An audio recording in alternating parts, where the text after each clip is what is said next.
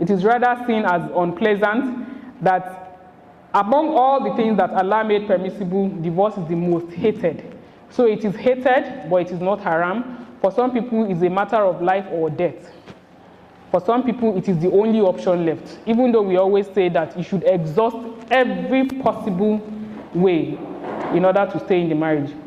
So misconception number one, that divorce is haram, I'm countering it by saying that even though divorce is said to be hated in the sight of Allah, it is permitted and can be used as a last resort when all else fails.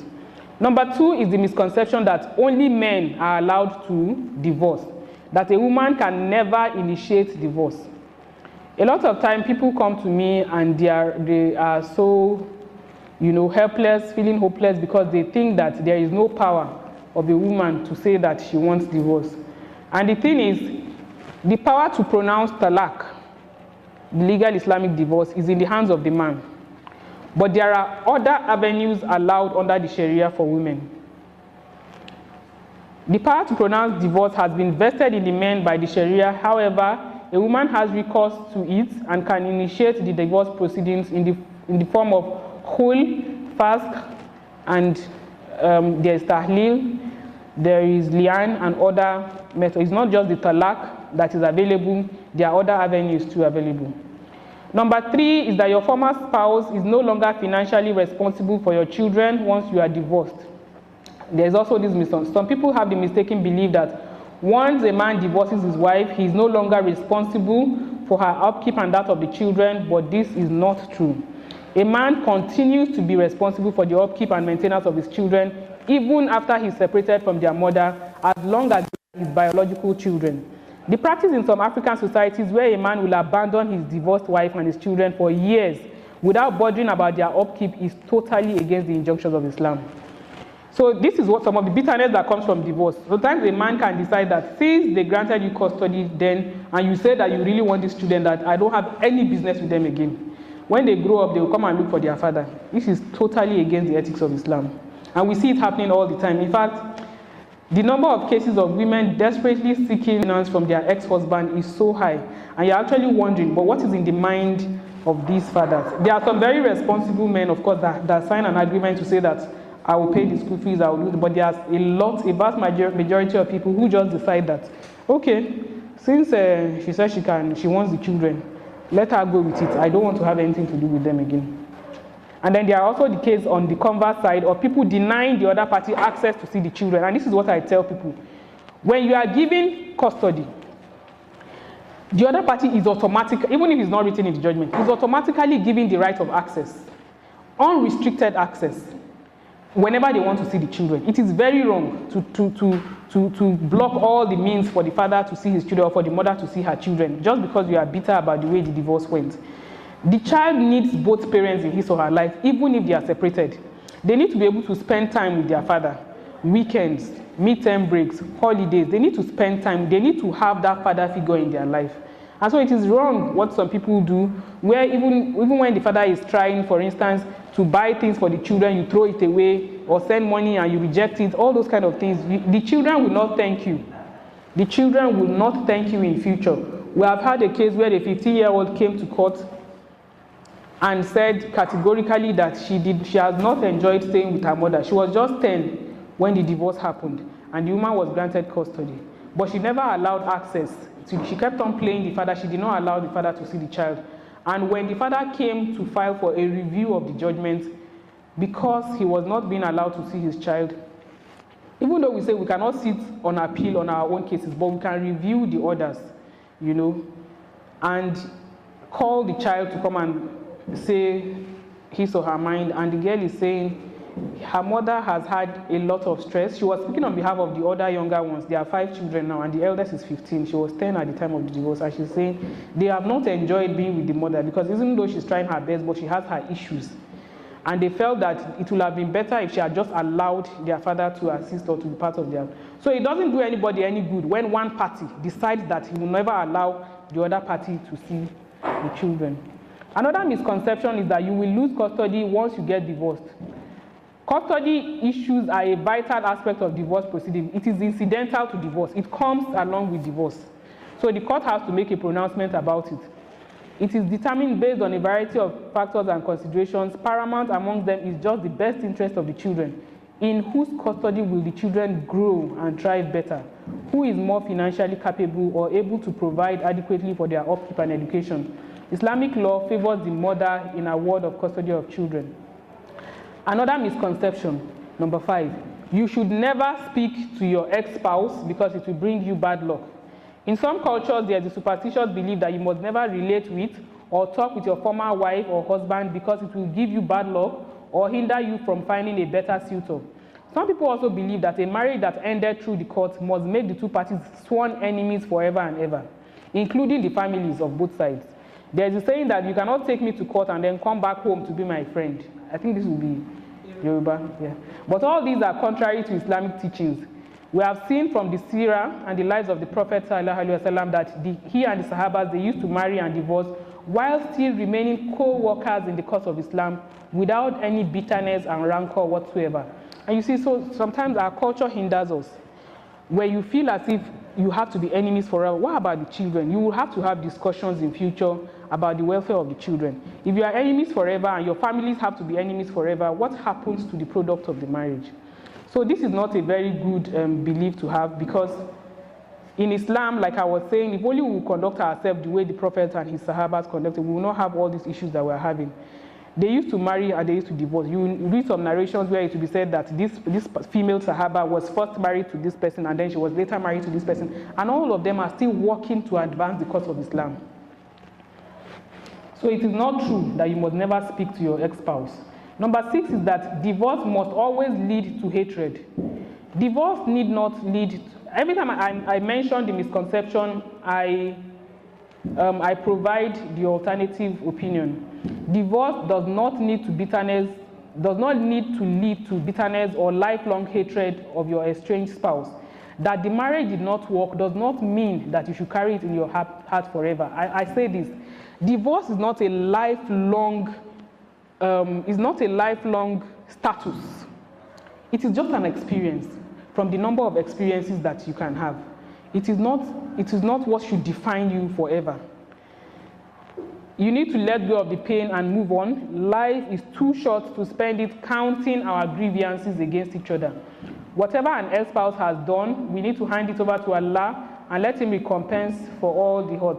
As we go along, I'm going to relate a lecture from notes I took from Imam Justice Abdurrahim Sai, who is the Qadi of the Sharia court, where he really talked about the way Allah sees how people handle the issues of marriage and divorce. That is a very heavy thing. We do it flippantly. In some part of the north is so flippant. I divorce you, that kind of thing. And he's talking about all the verses where Allah, talks about how serious this issue is. We should not do injustice because Allah does not condone injustice. Number 7 is that it is compulsory that your ex-spouse must share all his properties with you. We often read sensational stories in foreign blogs on Western celebrities who, after getting divorced, had to pay a huge sum of money as alimony or divorce settlements to their spouses, since they were the ones that asked for the divorce. Some women think that if their husband chooses to end the divorce, then he's obliged to share all his wealth with her as a compensation. This is not the position in Islamic law. This is not the position in Islamic law. It doesn't mean like what we see is that celebrities, they say he had to lose everything he had and dash it to give it to his wife, because they were getting divorced. That's not the position in Islam. But if it happens that during the course of the marriage, the couple had acquired assets and landed properties together or operated joint bank accounts, then it is necessary to delineate the ownership of these properties, to specify who owns what and how everything should be shared. Please take note that an arbitrator is necessary in divorce proceedings where issue of property is involved. Documentation is key in everything you do in marriage. Now, many times women are the receiving end of this. You are saying, I'm the owner of 90% of everything we had. I gave him money to buy the land. It is my money we used to build the house. I collected a loan from my cooperative and I did this. But madam, where is your documentary evidence? You don't have any documentary evidence. His name is on the papers. In fact, there's a Supreme Court judgment to the effect that Mr. and Mrs. Lagbaja is not a legal entity. It's not a legal personality capable of taking ownership of anything. Let it be there, Mr. Abdurrahman Bello and Ms. Shakirat Aliu Bello. yes, you are married. Nobody is saying you are not married, but let it be clear in the document of any property who owns what. If it's a business people have established, the husband has 50%, the wife has 30%, somebody else has that. Let it be clear. This is Allah's own injunctions. He says in Quran chapter, in Baqarah verse 282, that long verse that has a whole page on it, that you need to document every contract, agreement, transactions, and to have witnesses. It is not enough to say, I gave him my money based on love and trust and this and that. Divorce, death, and inheritance litigation often arises because of lack of documentation. One thing you need to realize, even as a woman, is that you have your own inheritors when you die. If your parents are alive, they can inherit from you. Your siblings can inherit from you. Your children can inherit from you. If you mix up the properties, and this man, he's going to have other wives, other children, his own relatives are entitled to inherit from him. Your stepchildren, how is everything going to happen? Everything is mixed up now. It's a very funny case where you see a man has married a second wife, and the first wife is now making it clear to the second wife that, look, this house we are living in is my house. That business that your guy has been using to flex is my business, is my own. That car is driving is my own. And the issue is, well, if right from day one they had made it clear and everything is clear, but if it is not like that and it has been in the man's name, you will not be able to stop his relatives from claiming it if he's dead. You will not be able to stop the future stepchildren from claiming it, even to your own detriment. They can even exclude you from it because it's not them. So those are the misconceptions people have, and I have refuted them with the Islamic position. So now we are going to, what are the realities of divorce that we're talking about? The pains of divorce are far-reaching and they are innumerable. There are some gains. I'll start with the gains. What are some positive aspects that can come out of a divorce? For some people, like I was saying, it's a matter of life or death. They just need to get out because the marriage has become too toxic for their own peace of mind and for the sake of peace. There are some people that will tell you, Your Honor, if you do not dissolve this marriage, you would hear that we have killed each other. You would hear that I murdered her or she stabbed me and then it will be on your head, that kind of thing. So for some people, the situation is extremely toxic. Not that it's not reversible, but they are adults, and if that is their decision, then you would have to grant it. So there are some positive aspects that can come out. Number one, and I'm narrating most of these realities of divorce because I'm not a divorcee myself, but from the experiences of other people who have interviewed, what I do whenever I need to collate, make a research to make a book, is to interview as many people as possible, both male and female. And so I interviewed several people that I know. Some of them are friends, some are sisters, some are just people that I know to be divorced. And so I wanted to garner all of their experiences to put it in this documented form. So some of the gains they have told me includes freedom. For some people, the divorce meant finally freedom, for them to actually live their life the way they wanted to live it. Because there are some marriages that for both the male and the female, it is like a cage. It has been like a union where you are in prison. And so the divorce will mean that the torment is coming to an end finally. For some people, it gave them peace of mind. For some people, it gave them the clarity to pursue life goals. This is when somebody is in a marriage where he or she is not allowed to live their life the way they want to live their life, to even pursue their life goals, to even contribute their legacy to humanity that they know that Allah has put in them to contribute. Some women will tell you that I cannot even, go on with my life purpose and just be the woman that Allah has created me to be. So for those kind of people, they report that divorce gave them the clarity to pursue their life goals. Again, for some people, financial independence comes with divorce. In some cases, better well-being of the children, like I was saying. If the environment is too toxic, the children cannot thrive in that kind of circumstance. It will be better they go their separate ways if it will mean that the children would be in a better environment. Again, one of the gains that you can get from divorce is that it brings an end to all family feuds. Individuals don't marry. It is families that marry. It is a union of two families. And so when there's too much rancor, there's too much acrimony, there is too much altercations, everyday insults and endless. He's calling his wife's father and saying, your daughter is useless, you did not train her well, blah, blah, blah. And the father is swearing for him and cursing him that you have made my daughter suffer and this and that. The two families are so much aggrieved. The two families are so bitter and resentful towards each other. And so when they finally divorce, it will be better that both families will end all that hatred and acrimony they have. Number 7, one of the gains of divorce, as reported to me by divorcees, is that you get your self-awareness and then you begin to grow after that. So for some, divorce is inevitable. It is the only solution when the situation has become a matter of life or death. But on a general note, divorce is a monumental and momentous event in a person's life which requires divine guidance to go through it. So we are now going to go to the pains, some of the unpleasant realities that come with divorce from the personal experiences of various individuals that I spoke to. So the first one is shock, denial, feelings of failure. Some have said that the feeling they had after the divorce is one of shock, like, did this really happen to me? Like, is my marriage over like that? I've put so many years of my life into this, and you mean it's all over? For some people, there is denial and then feelings of failure. The divorce can trigger feelings of failure, and the person is left in denial, and you feel like, no, my marriage couldn't have ended like that. This whole phase of your life is over. And for some, that their marriage was the be-all and end-all of their life. That was their life revolved only, they didn't have any existence apart from the personality of their marriage. That was all there was to them. So it can be a very hard blow. There's that shock. And you have to start afresh. You are thinking, my life is over. How do I begin to start afresh all over again? This feeling can be very negative. In fact, when you see other people's marriages thriving, you can feel very bitter about it. You can feel jealous. You can feel envious, and because your own has ended, despite your best efforts and despite the fact that you tried hard to be a good wife.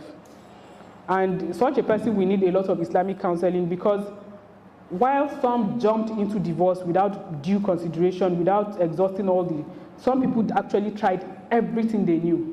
Some did not even want it in the first place. They did everything they could, but Allah had already destined that it was going to end. So for those kind of people, we need to reassure them that it wasn't your fault and you actually tried your best. The second one is, okay, we're still on shock. People report there's a feeling of disbelief that comes.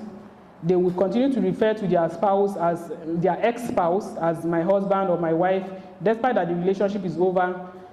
And for those in longer marriages, that denial will be there. We have had cases where a man is coming to court to say, please, the only order I want the court to make is that this woman should stop using my name. And she's saying, I will continue to use your name. She doesn't want to drop that name. You know, she's used to it. That's her personality. She has been known as Mrs. Lagbaja forever. So she doesn't want to go back to her maiden name. And the situation is better for us because as Muslims, we are to retain our fathers' names. And because of the societal stigma, the feeling of denial may be very inherent, because in Africa, marriage is seen to be the be-all and end-all of a woman's life. So if you cannot succeed in this aspect, it means that you have failed in every other aspect of your life. But it doesn't have to be so. Marriage is only one part of who we are as human beings. We have many other aspects of our lives apart from our marriage that you need to try your best in, like being a good daughter. You know, you are still a daughter to your parents, you are a neighbor. There are so many facets of our life. You can still be a good friend, colleague, sibling to your a good sibling, a good mother. So apart from being a wife, there are so many things to you, so many aspects to you. So it doesn't mean that because marriage failed, that means your entire life has failed. Financial problems, number 2.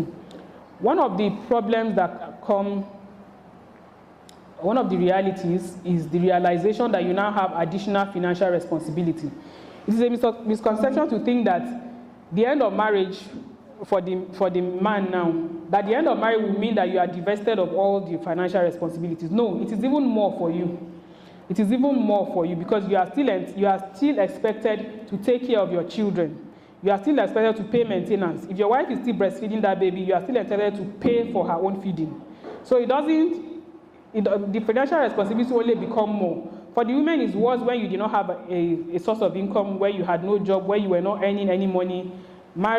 Divorce would mean that your financial problems will be seriously compounded. Many times, divorced women are left stranded.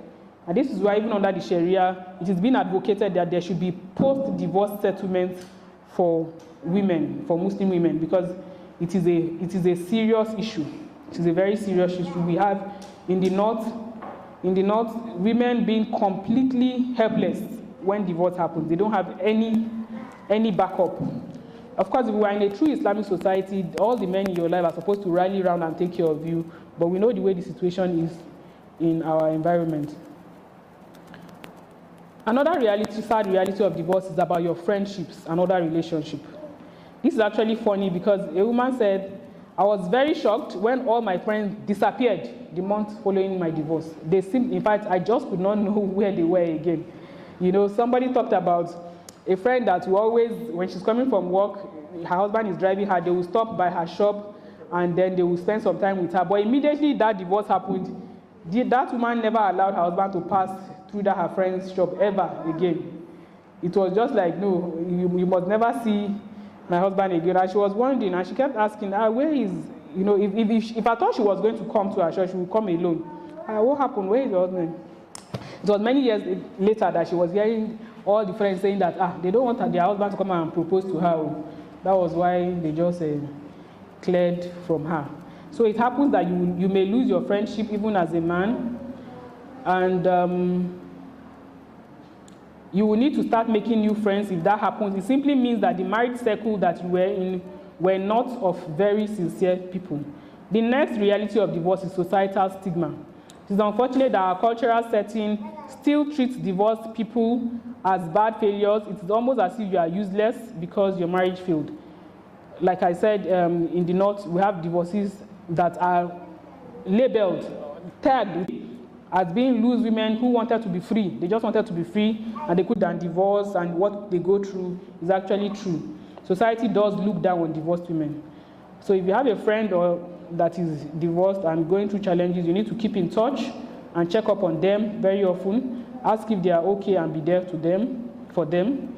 The next thing is the issue of remarriage. Another sad reality of divorce is the issue of remarriage. To marry again after divorce can be an unpleasant experience.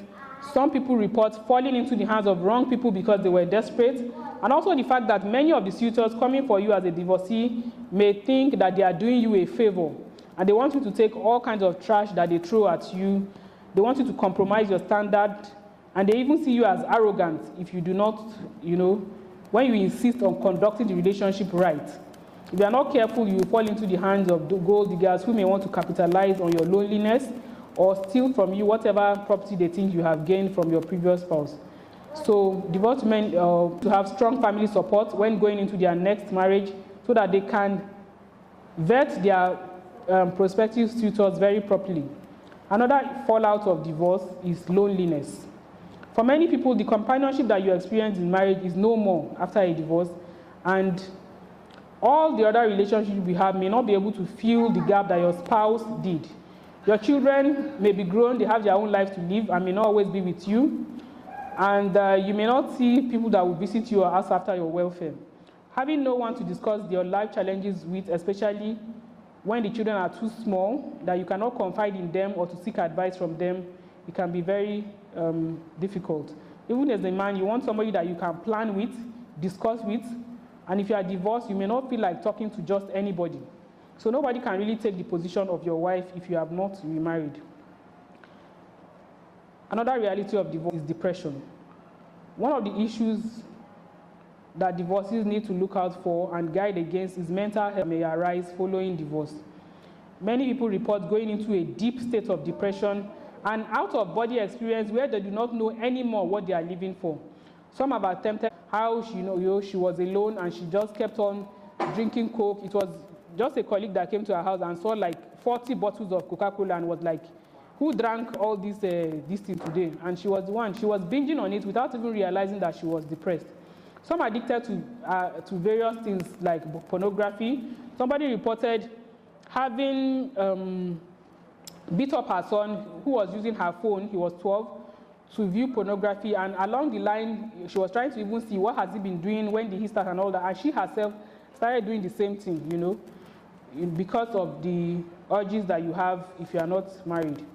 Oversleeping, doing drugs, binging on watching films, binging on food, inordinate spending, cultivating bad friendship, because you just want that companionship. So a lot of people will come to you. Recently, somebody or a sister was telling me about how they keep advising her that you need to go out there. You cannot keep to yourself. You need to reduce the length of your hijab. If possible, remove the hijab. If you really, you know, because she did not know that it would take her that long to be able to remarry. She was not the kind of person that would say, it's just me and my children. There are many women who say this, you know. The sad experience has made them so bitter, and they're like, let me just concentrate on my children, as in to hell with, you know, with men or anything now. I don't have any business. But she wanted to remarry, but it was taking 5, 6, 7 years, and she had not remarried. And people were now advising that, if you really want to get married, this is your long hijab, you have to reduce it, you have to, you know, things like that. So you can cultivate bad friendships because you are desperate. And this is where the Ummah itself needs to do better. I'm talking about all of us now as a Muslim Ummah. We need to do better in helping out in this situation, not to stigmatize, label people, or to leave them to be alone. It is important to seek help through therapy, counseling, and healing when one starts to feel in the dumps or is very disenchanted with life after divorce. Mental depression, mental issues and depression is real. It can kill for both men and women. The fact that your marital relationship is over can lead you to question the purpose of your existence, since your marriage was probably the most important relationship you had in your life. You have reported having low libido even after remarrying again. The divorce was so traumatic in the way it was done, the way that everything happened, all the disputes that happened pre-divorce and post-divorce, everything just made them start to question their own self-esteem. You know, that sense of respect was no more there. It was as if they had really been dragged in the mud. So it affected their libido even after they had remarried. So all those issues come with it. Also health issues. A nasty or unpleasant divorce experience can lead to the deterioration of your health in the weeks and months that are following your divorce. One may experience heart attack, palpitations, anxiety, loss of appetite, and some other health issues that can be aggravated. To those who already have ulcer, asthma, pneumonia, other health conditions they are managing, they may find that their conditions are aggravated after the divorce, especially if it was a traumatic one where the couple were at war from the beginning to the end. It is important to take care of one's health, whether as a single person or as a married person, so as to be able to continue with life and go on to achieve other goals after marriage. One other one is your faith. The most important one. Your faith can be affected after a divorce. If one is not careful, you may lose your faith or your total belief in God because of the trauma that you've been through. Many people report having feelings of disconnection from God, questioning what happened, anger, shock, disenchantment, almost bordering on disbelief, because they do not understand why their divorce had to happen the way it did. It is important to try to maintain that bond with your Lord in order to find an anchor to stabilize you again, to begin a new phase of life. It is only your faith that can keep you grounded and prevent you from falling into depression, suicide, or any such thing. Your faith will also prevent you from falling into the wrong hands, because that connection with Allah is paramount. So you need to take care of your daily prayers. Because even in that nasty divorce experience, there are lessons to learn. Pick the lessons, let go of the bitterness, and look forward to a brighter future. And this is what I tell people. Even for somebody going through 20 years of marital problems, challenges, trials, disharmony, sadness, and all that, there are lessons to learn. There is khair in every situation. If you did everything and your marriage ended in divorce, there is a lesson to be learned. There's a reason for it. There is nothing that happens to us that is not without reason. And so you need to look deeply to get the lessons. Many of us became marriage counselors because of the things we had experienced. If from nowhere, you know, having had a lessons-free existence, very nice, there's no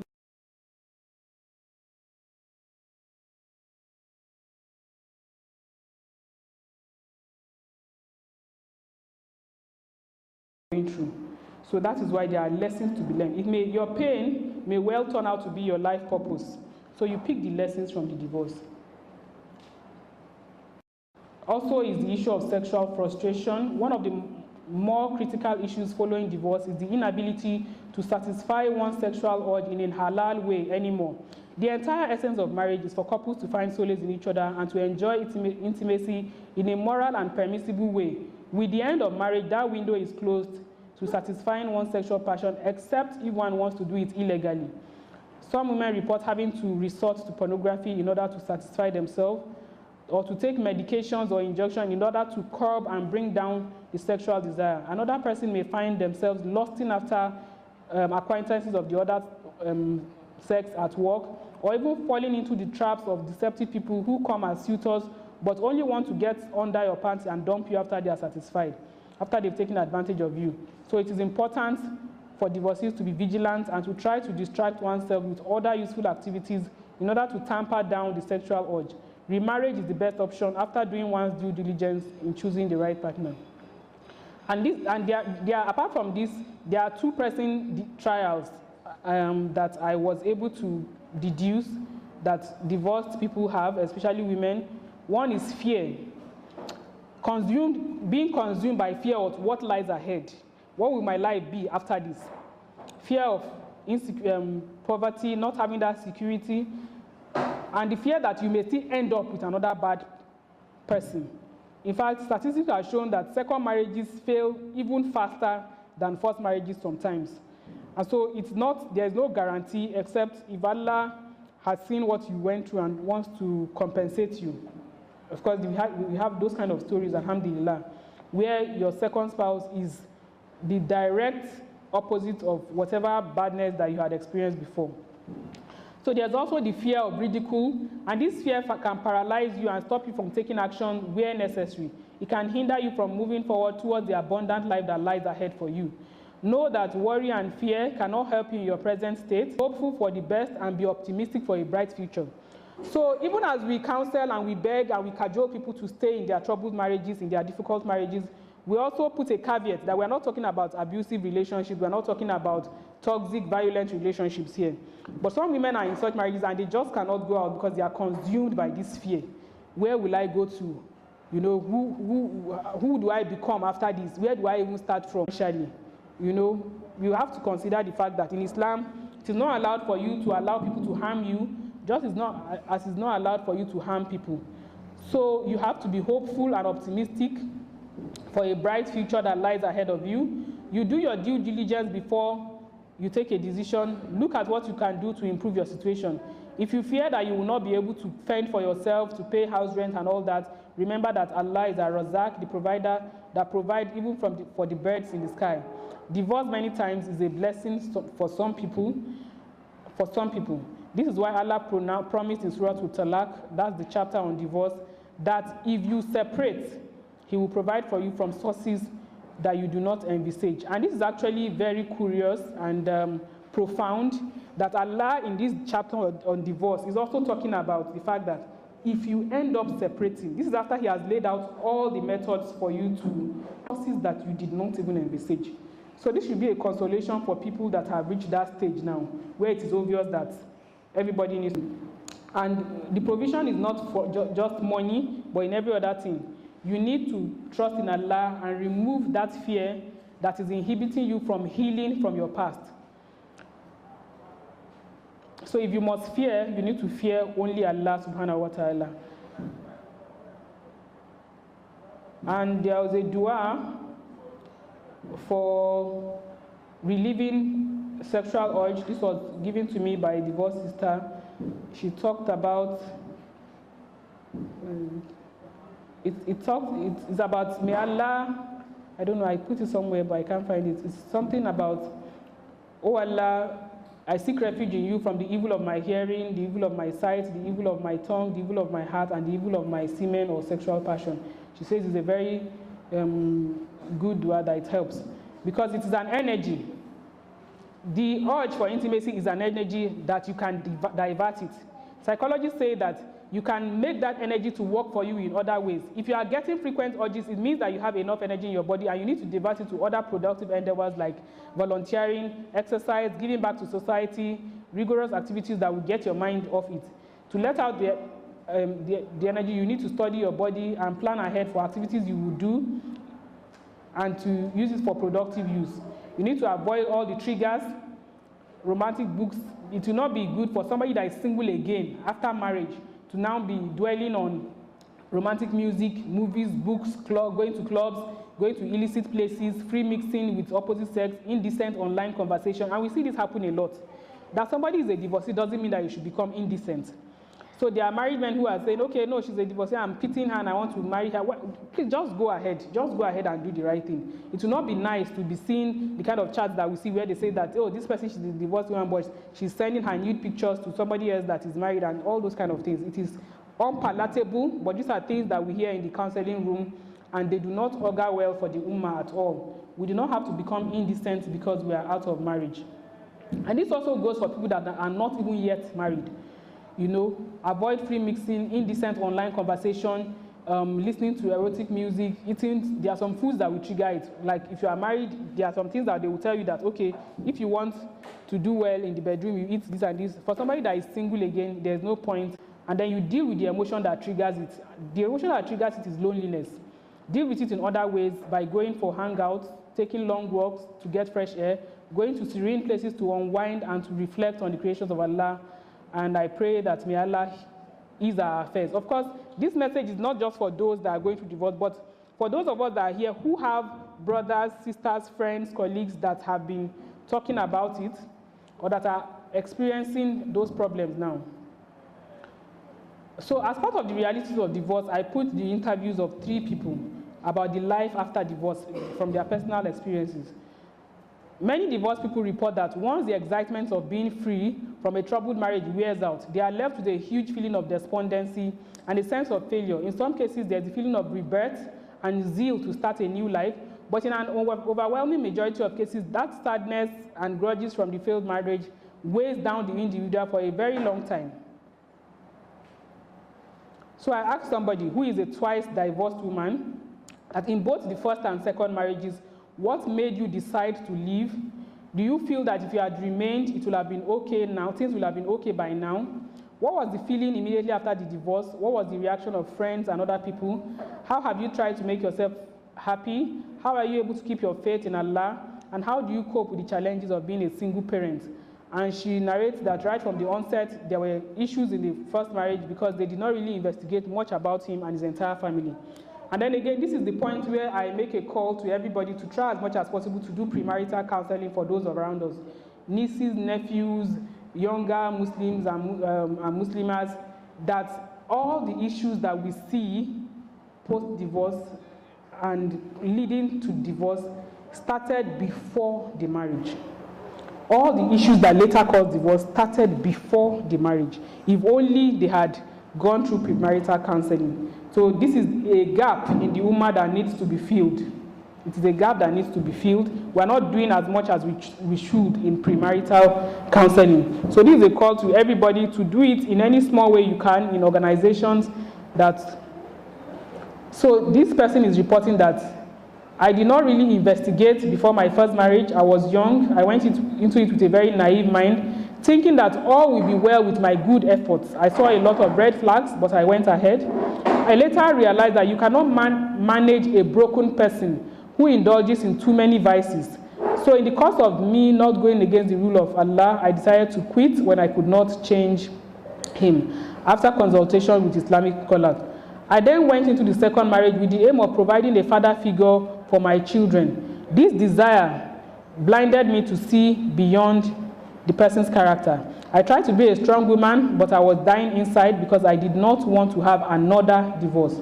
I was emotionally abused every single day. Apparently, he felt he did me a favor to marry me. I tried to be there for my children, but depression set in, and I started seeing myself as a failure, and my children were not thriving too. I wanted to end it all at some point, but along the line, I met someone who changed everything. He advised me to realize how strong and wonderful I am before Allah and why I have to be happy at all times, and led me back to trusting Allah. With prayers and fasting, I started asking Allah for direction and let His will be done for me. That is when I started having peace of mind, and I realized that my happiness is within me and not with any spouse. and no spouse can take it or buy it from me. I started making my plans and equally testing my spouse to see if he truly loves me with prayers. In this process, I discovered that I was nothing but a financial helper and a nanny to him. So for me to be happy and to live long for my children, I had to leave again. I had to leave the house, and then he issued me a divorce letter soon after. Will it have been better if you had stayed? She says, I guess not. Things would have been worse than it was before. Now, this is her own situation. But there are many people that many years after divorce, they are coming back to say, if only I had been a little bit more patient. If only I had tried doing X, Y, Z. In addition to the ABC that I did, I wish I had done X, Y, Z too. You know, because in the future, or in the next person that you marry, you will realize that all those things you complain about still turn up again. Or they have some defects that your previous spouse, as bad as she was, as bad as he was, they don't have these new other terrible traits. I've heard somebody tell me this, that, my former this thing, even though he doesn't used to do this, but at least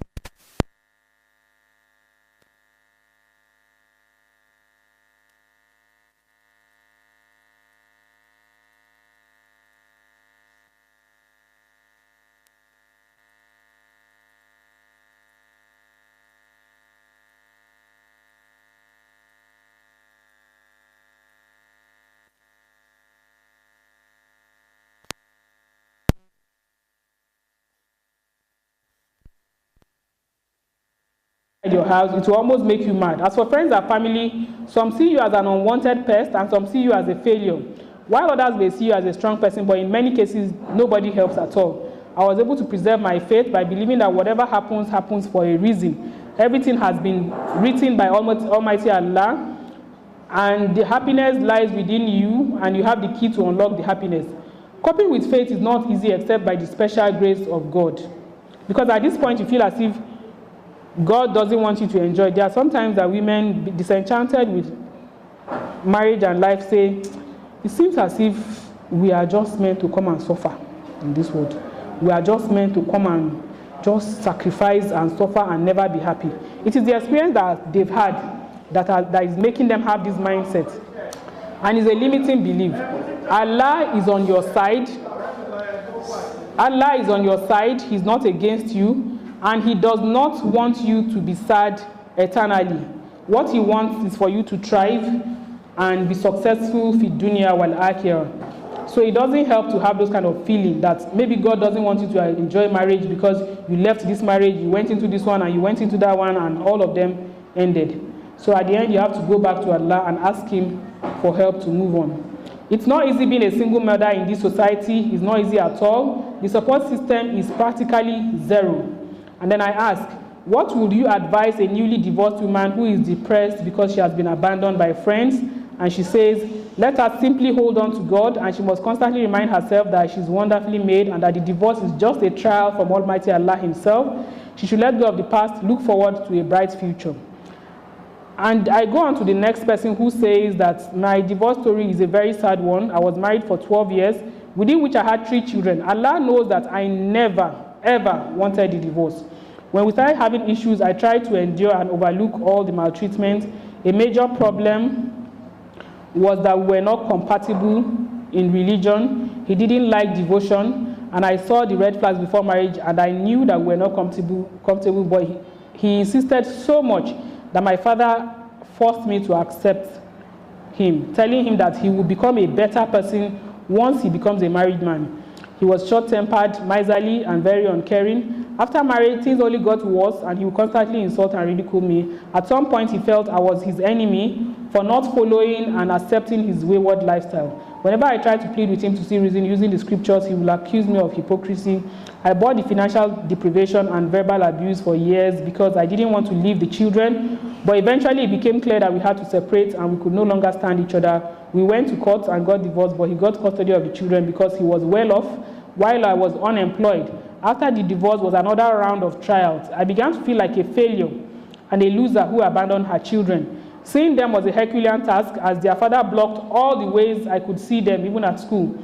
I was so engulfed with loneliness. I felt like going back to beg him that he takes me back in marriage. I constantly questioned myself and my self-esteem, but I know that our divorce was inevitable. As for remarriage, I have had unpleasant experiences with all manners of unpleasant, deceitful people who come to propose marriage while having sinister motives. In spite of my very modest dressing, I have had nasty, ill-mannered, and randy men as suitors because everyone believes that a divorced woman is easy prey. Though I eventually got a job, but it feels like my prayers as a single woman are not as swiftly answered by God than when I was married. If you are not careful again, people will try to lead you astray or make you to adopt wayward lifestyle. I'm constantly being told to go out more, to reduce my dressing, to attend parties in order to attract suitors.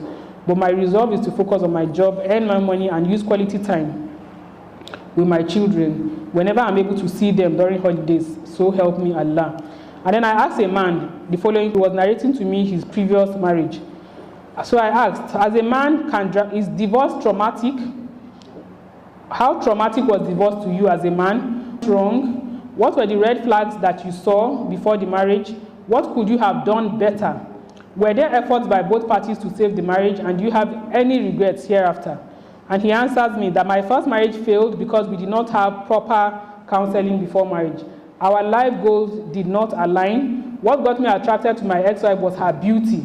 She was a beautiful young girl of my age, exactly my age. We were in the same class in higher institution, but only got to know each other because she was not a regular student. She was working as an air hostess while I was working as a sales officer. The moment I set my eyes on her, I told myself that I am going to marry this lady because I was tied as a spouse. I met her parents, and the entire process was done quickly. Her parents accepted me. But the major problem was her materialistic tendencies. She was the most successful among her mother's children, despite being the last born, because she had an opportunity to get a good job. She wanted to have a big life, and her introduction was like a wedding because she wanted it very big. I rented a 2-bedroom flat, but she rejected it because it was not up to her standards. She stayed in her own house while I used to visit her, even though they were married. One day I went there and met her with an elderly person that she was having an affair with before we married. She had promised that she was going to break up, but apparently they were still seeing each other. I caught them red-handed.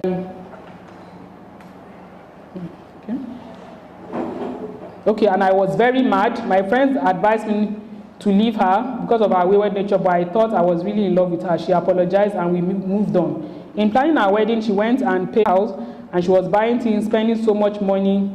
And when I complained, she said, since I don't have, I should keep quiet.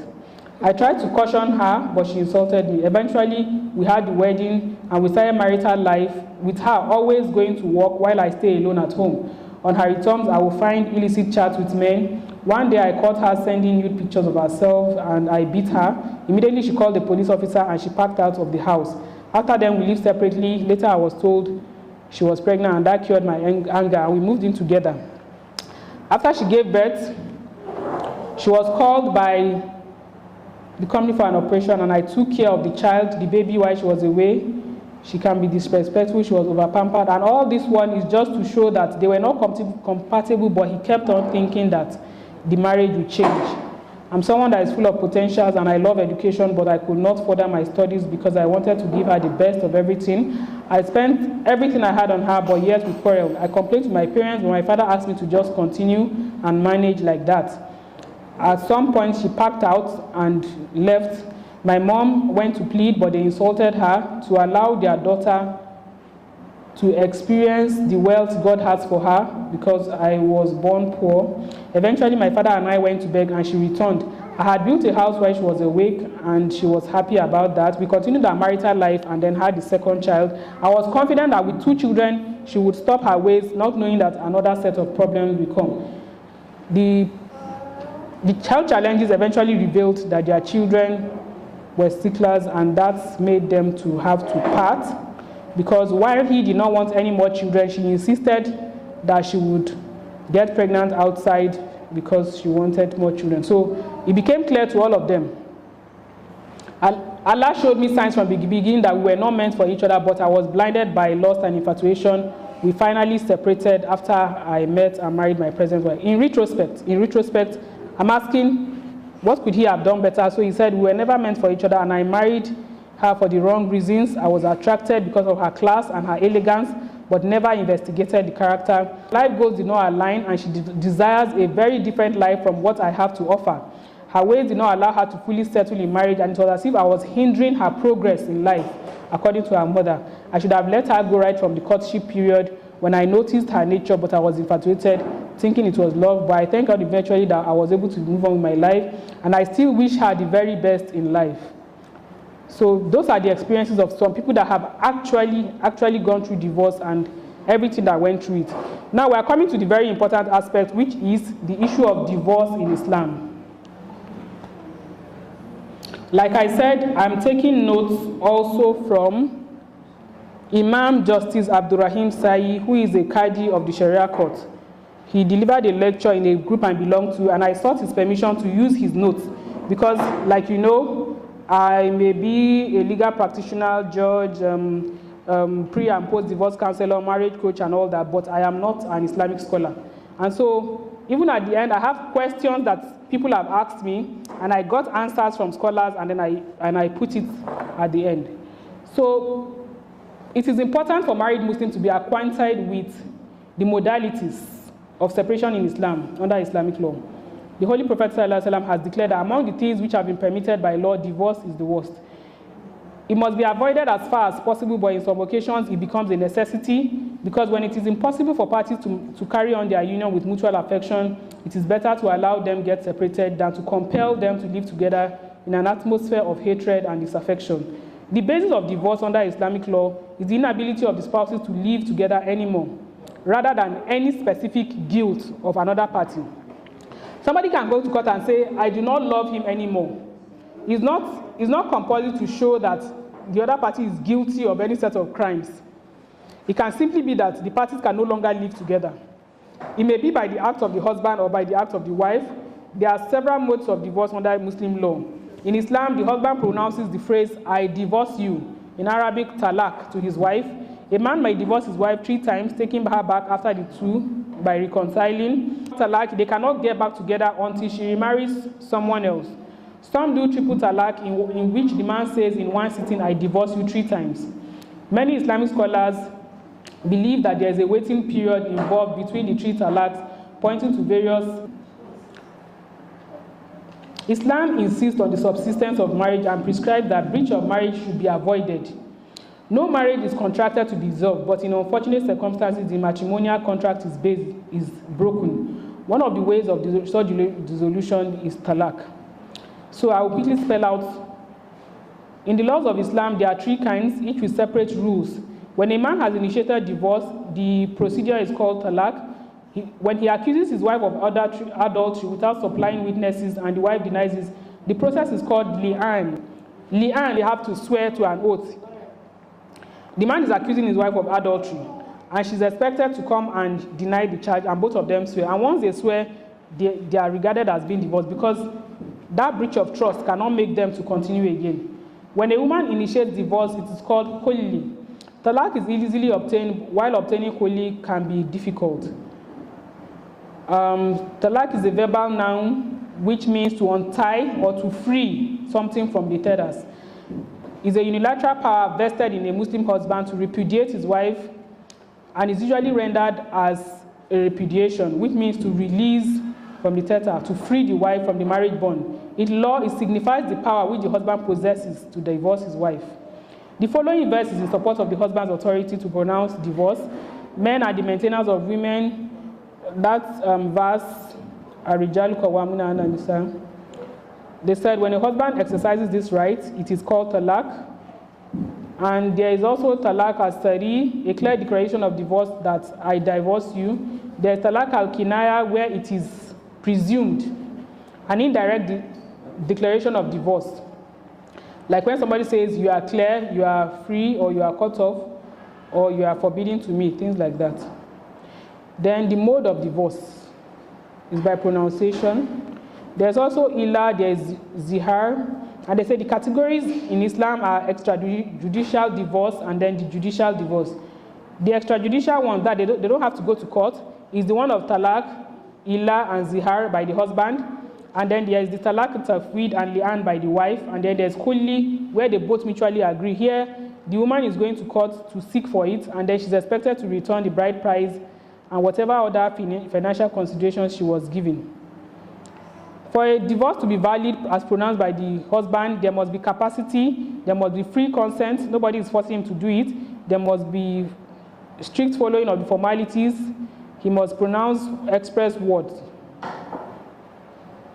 There is the sunnah one and there is bid'ah one. The sunnah one is considered done according to the dictates of the Prophet, while the bid'ah one came into vogue later in Islam, where somebody divorces talaq 3 times or does it in a period of impurity.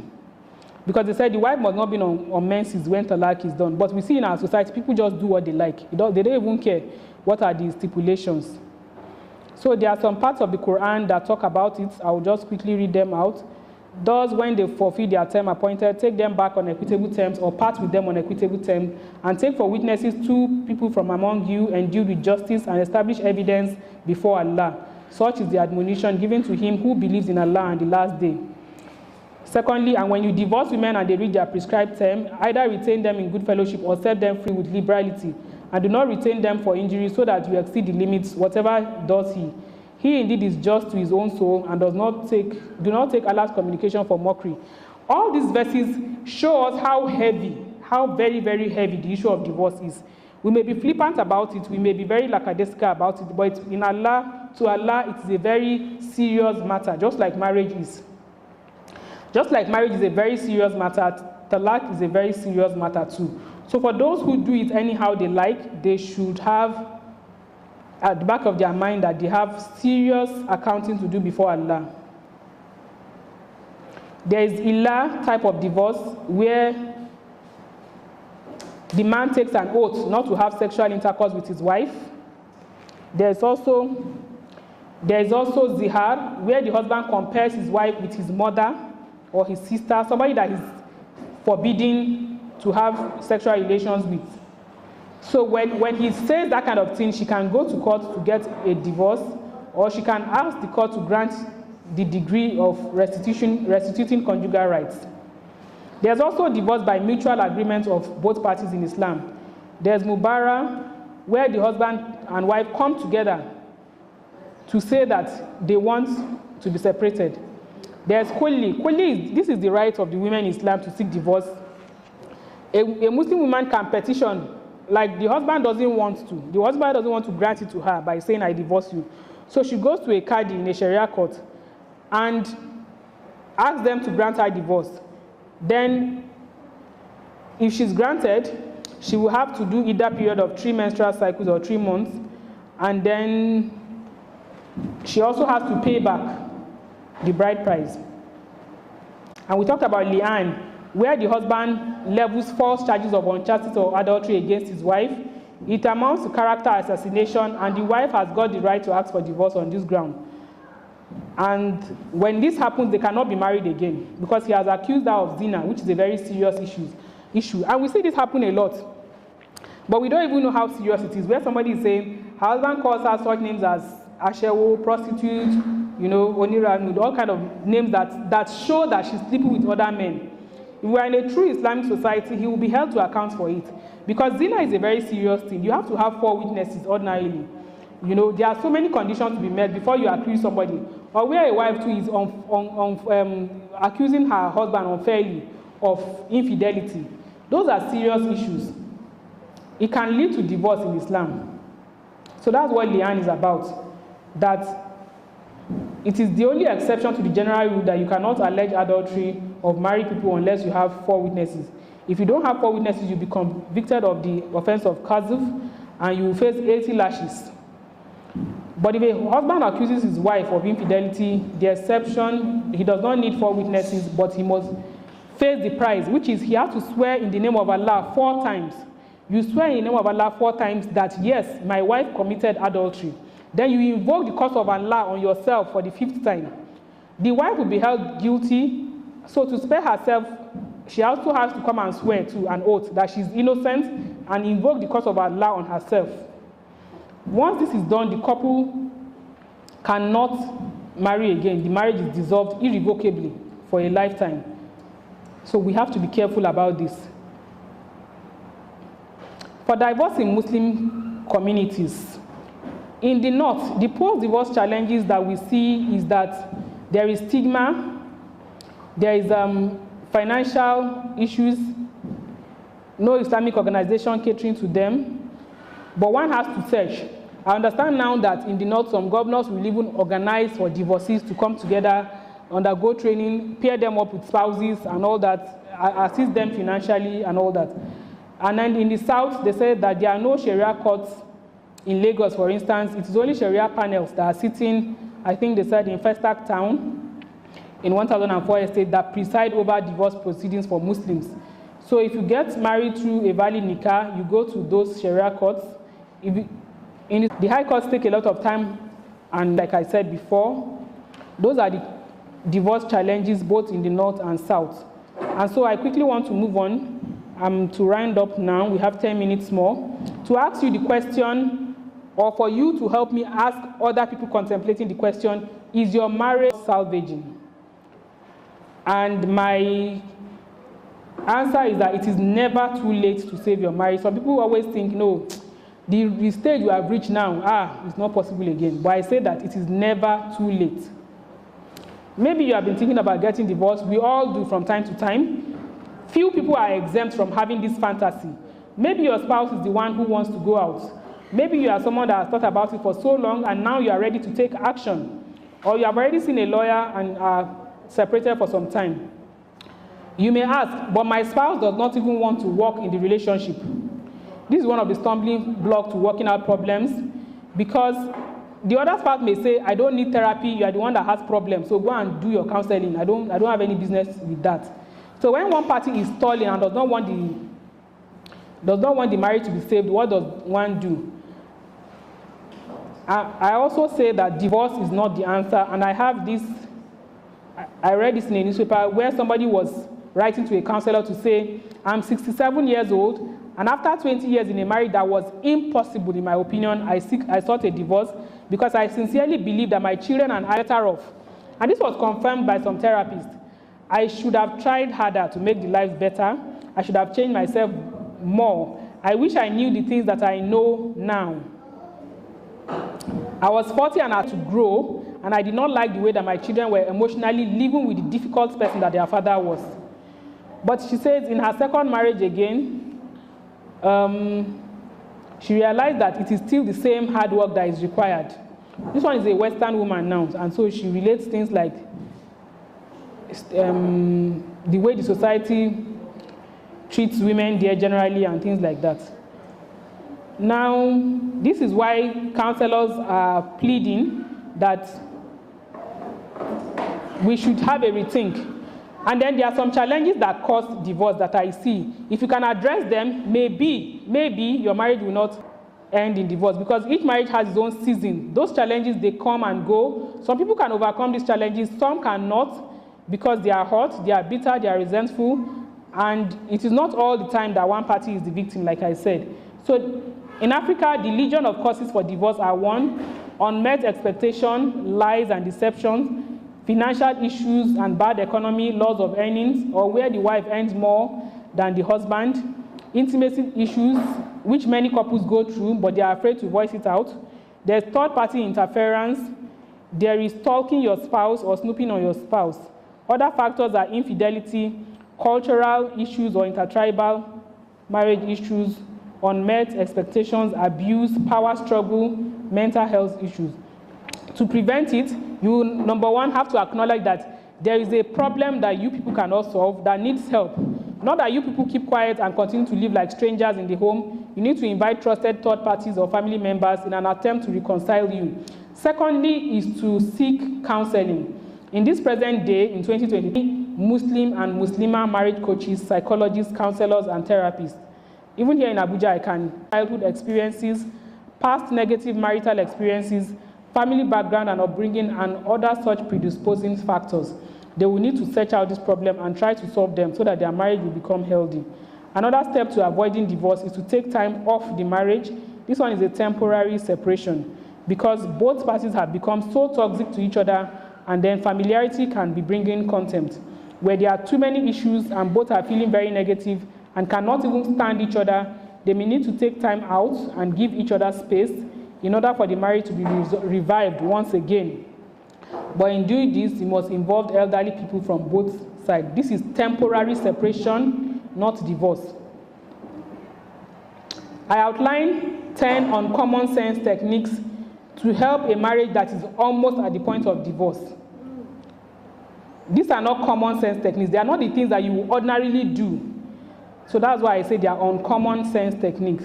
The first one is to experiment with something new and carefully note your spouse's response. You know, sometimes you keep on doing the same thing over and over and over again, and the marital dispute just keeps on going.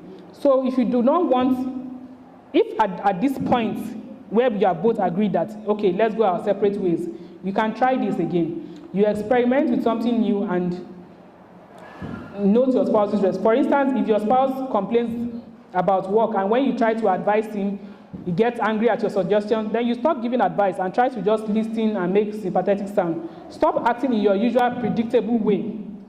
If you continue doing the old thing, you will get the same old result. So if spouses can stop themselves from doing the same patterns and to do something different, maybe their marriage may not end up in divorce. So novelty works. New things, new behavior grabs more attention. If you always cry and throw tantrums and start insulting and start calling everybody to report your spouse, and why not do something totally different that will surprise your spouse? So when spouses are on autopilot, they behave like robots. Each angry gesture triggers unreasonable response from the other party. The wife is nagging, the husband will get angry, she defends herself, the husband gets angrier, the wife complains again, and the cycle keeps on repeating itself. Both parties do not realize that they are the ones perpetuating the pattern. So that's the first one, that novelty works. Try something new. The number two, the other thing is to change anything at all. Change anything. I remember Ustazia Miriam Lemu was giving an insight when she said that at some time, before she would just, anytime, start ranting at the beginning of her marriage. Anytime she's angry, she will start talking. But she later realized that it doesn't help. So they agreed with her husband that there is a time of the week, maybe by Friday, by 2 p.m. every week. That is when you can rant and tell us everything you are angry about. Of course, from then to that time, maybe the anger has dissipated and you have forgotten it. So that kind of thing is just a different way of structuring your arguments. So look at how your arguments happen. Where does the argument often happen? Around what issues does the argument happen, and try to change it. Another thing is to introduce a step in the sequence. Agree to follow a step in your arguments. Like what I said now, postponing your response. If he insults you, you decide that, okay, I will not respond till so and so time. So you can go for a walk. I remember there is that Islamic prescription that if you are angry, you sit down. If you are sitting down, you lie down, go and make ablution. All these things are in a bid to diffuse the anger. Or the idea that you should put water in your mouth when your spouse is angry so that you will not retaliate. Number 3, try to predict. When you wake up, ask yourself how our today's fight may likely come out. That kind of thing. What you expect to happen is very likely to happen once the process leading up to it is in motion. Prior to this, each of you believe that the next day we always bring quarrel and fight as usual. For the past 10 years, that's how it is. We quarrel every day like that. And you behave according to your expectation. But try to predict that tomorrow, there's the possibility of things happening, that maybe for the next 1 week, we may not even quarrel, or the next 1 month. Try to predict it. So if your marital disagreement occurs unpredictably, try the prediction task. Uncommon sense technique number 4, do a 180-degree turnaround. If you did not used to support some of his habits before, maybe he's a footballer and you hate it, start supporting it now. He will be shocked, and it may bring positive changes. For example, there's a certain thing he likes to eat that you don't like. Maybe he likes to eat kola nut and you hate it. Try not complaining again. You can even decide to buy it for him, that kind of thing, as long as it's not haram. If he used to scold the children and you quickly jump up and start defending them, start keeping quiet now. It's just to introduce a different sequence to the way you do your things. More of the same problem-solving efforts usually lead to more of the problem. For instance, when you're trying to cheer up your depressed friend, it may even make her more depressed. So sometimes when you're pursuing more closeness with your spouse, they can be withdrawing and withdrawing more. Trying to force your spouse, for instance, to be more responsible now, it may still trigger them to become more irresponsible. Stressing and stressing may lead to a more rigid belief in that thing. So doing a 180-degree turnaround requires that you do the exact opposite of what you've been doing in order to reverse its effects. Number 5, I talk about act as if. When tension starts to build as usual between you, act as if nothing is wrong. Act as if he's going to reply to your request. That sometimes you tell a woman that, have you asked your husband about this issue of, I already know what his answer will be. I can already tell you. So why don't you act as if he might be cooperative today? As if it may not be what you were expecting. It gives you more control of your life because you realize that feelings doesn't need to dictate your actions or your outcomes. Whatever you expect will happen. Number 6, action speaks louder than voice. An example, there was an elderly woman whose husband would always come down for dinner wearing only his boxers. For years, she tried to convince him to dress properly before coming to the table, but he refused to budge. After 30 years of complaining, she decided to do something different. One day, of course, this is an extreme example, I don't recommend it, but one day as they sat down to eat, she quietly stood up, went to her room, removed all her clothes, and came back to sit down, and she continued eating her food. The husband was so shocked that he immediately stood up, ran to the room, and went to dress properly before coming back to the table. So there were no words exchanged, just actions, because she had been complaining, don't come to dinner to eat with your boxers, wear proper clothes and all that, but the day she did the same thing, he was surprised. So don't talk until you are blue in the face because you want to correct an irritating habit in your spouse. You are relying too much on words to communicate your needs. Many people believe in talking too much in relationship. However, sometimes no matter how you phrase it, emphasize it, this result is the same, no response. So words lose their power if your spouse has stopped listening to you. Regardless of what you say or how you say it, he sees it as nagging. So before you jump to the conclusion that your marriage is over because your spouse is not responding, take a lesson from that woman and know that action speaks louder than word. Number 7, the medium is the message, the way you convey your message. Number 8, you should wait or do nothing.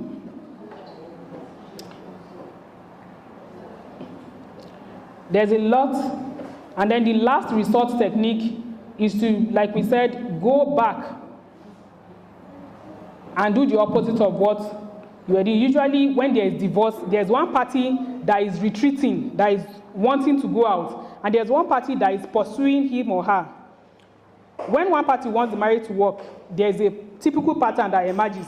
The spouse that is trying to preserve the marriage is begging, is crying, is reporting to people, is threatening, is doing everything. But the departing spouse just keeps running and thinking that, okay, this is even why I need to leave.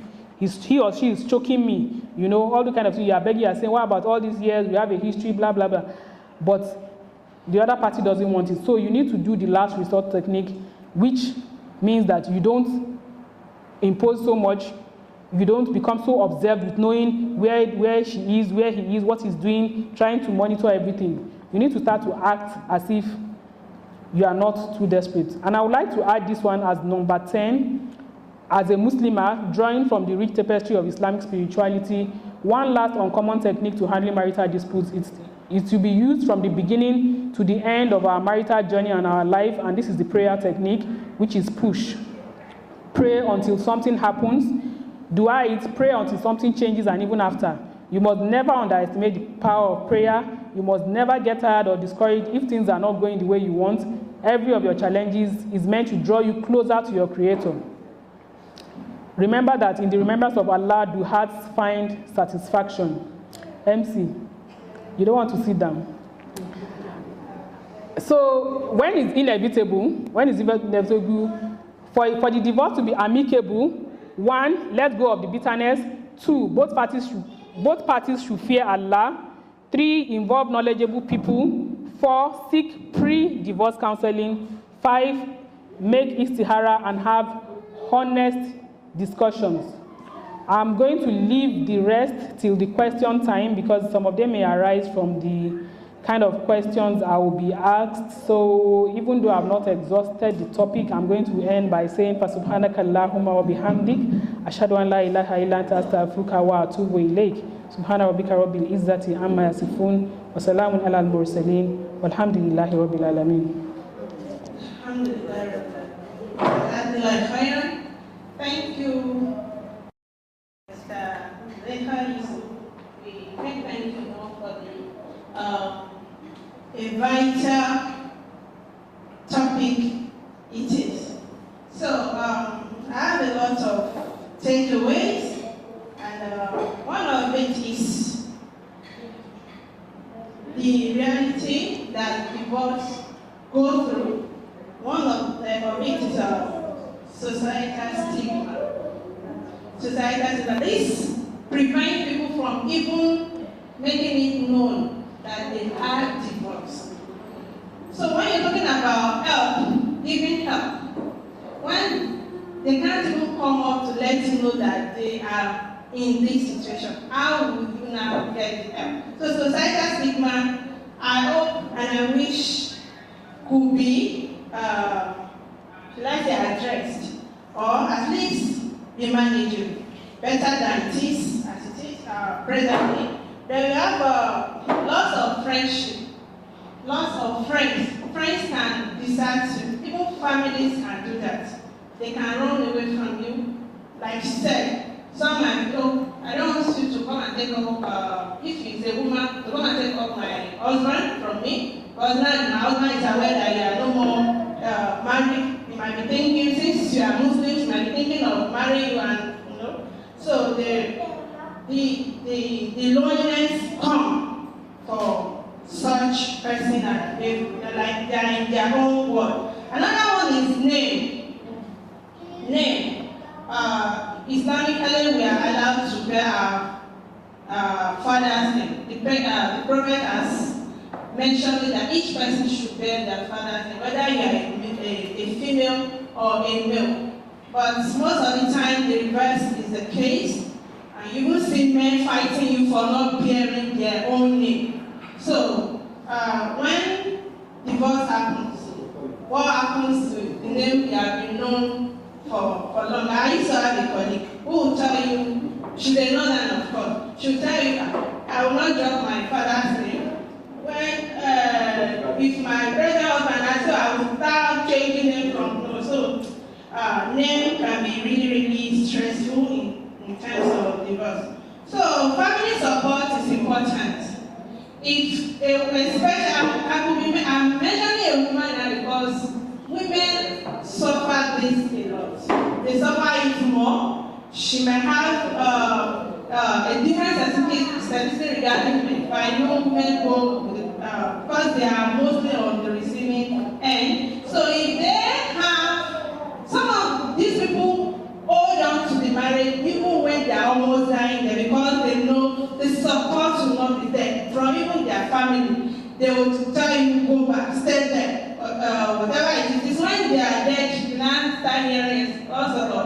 So if they know that their family will give them the support, the needed support they actually need, there may be a different story entirely. Then, lots of faith. It's a child, a very big one, for whoever is going through it. And if you are not careful, you start doubting yourself, you start doubting your belief, and then may Allah save us from that. Please, it's time for questions and answers. I'll be counting at once. Questions. Okay, I have 1, 2, 1 from the sisters, 1 from the brother. Any other one? Okay, just 2 questions. Walaikum salam. My question goes thus. When should premarital counseling be done in a relationship? And it's the other side, we as the divorce side.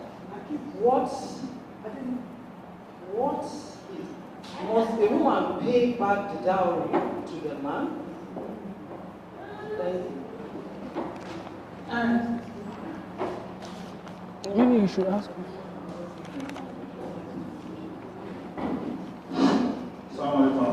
Walaikum salam. Thank you so much, ma'am. I think in recent marital flaws that I've witnessed here, this session is a session that I think most people have been very, very attentive. I don't, that's just my observation. But I have series of questions, or 4 or 5 questions here.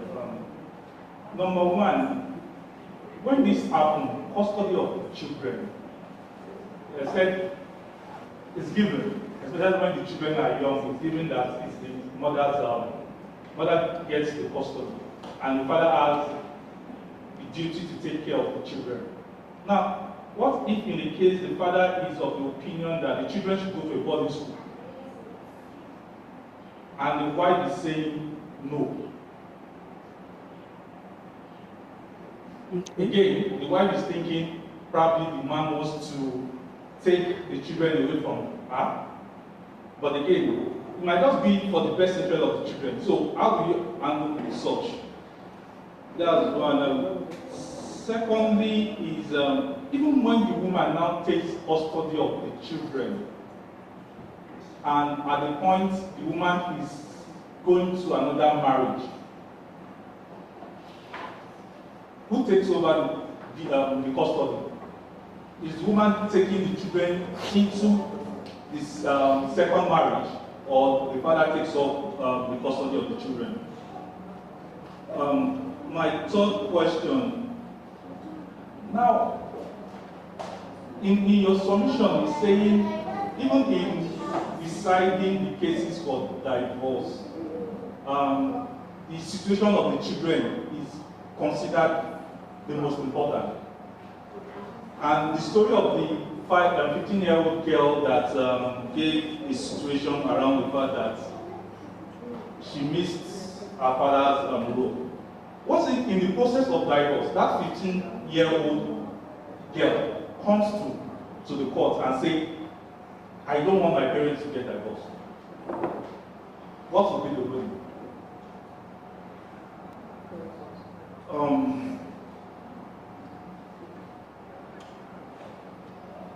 Okay, now there's this, most of the examples of talk have been around divorce when there are children involved. When there are no children, again, few that I've seen, they tend to put the blame on fathers because there are no children, that's why they're divorcing. And it makes the woman look more like a failure that, oh, I was not the one. How do a woman handle such situation? Now, lastly, we said something around attendance of pre-divorce counseling. Number one, I want to find out what the objective of that counseling will be. Because again, these are parties that want to depart.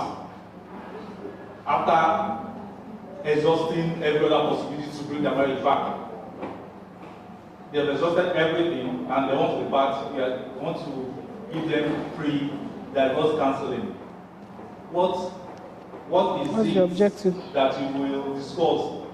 Is it to get back to marriage or to give them realities of after marriage, after divorce? Is that my sound?